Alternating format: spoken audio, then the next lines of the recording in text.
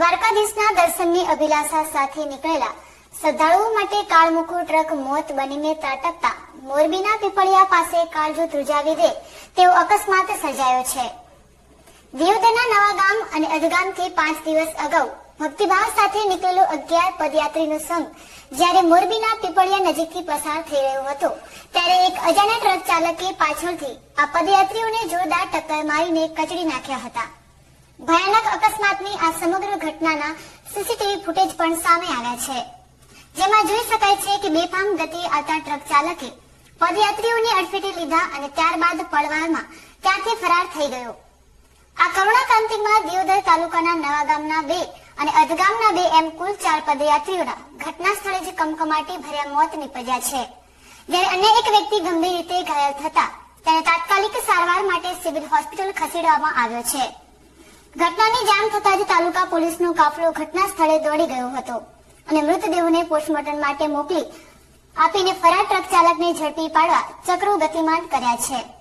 હજુ તો દર્શનની આસ હતી ત્યાં જ 4 જીવડાઓ કાળના ખપ્પરમાં હોમાઈ જતા દિયોદર પંથકમાં માતમ છવાયો છે અને પદયાત્રીઓના પરિવારોમાં ભારે આક્રંદ જોવા મળી રહ્યો છે।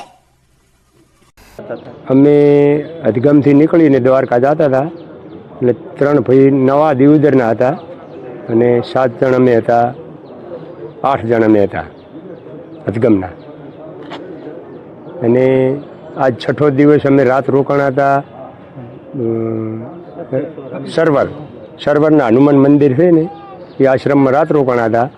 અહીંયાથી વહેલા અમે નાહી ધોઈને અમે 5 ભાઈ આગળ નીકળી ગયા, એટલે લગભગ પીપરાના ચોકડી અમે પહોંચી ગયા અને ઈરાઈ સર્વરથી 2 કિલોમીટર પાછળ 4 ભાઈ આવતા હતા, 4 ને 5 ભાઈ, એટલે એક ભાઈને થોડીક ઈજા થઈ છે ને આ 4 ભાઈને ગાડીવાળા ટક્કર મારી પછી એક ગાડી પાછળથી આવી એણે દેખી એવું છે એટલે અને અમને આગળ જઈને ઊભા રાખ્યા કે તમારા જેવા ધોતીવાળા બાપા તમે ભેગા હતા? એટલે અમે બોલ્યા કે હા હતા। કે કેટલા જણા? કે 4-5 જણા। તો કે અહીંયાને રોડ ઉપર પડ્યા છે ને કોકે ટાલો માર્યો છે। એટલે અમે અહીંયાથી વાન કરીને પાછા આવ્યા, પિંપરિયા 4 રસ્તાથી પાછા આવ્યા ત્યારે આ 4 ભાઈની લાશ પડી।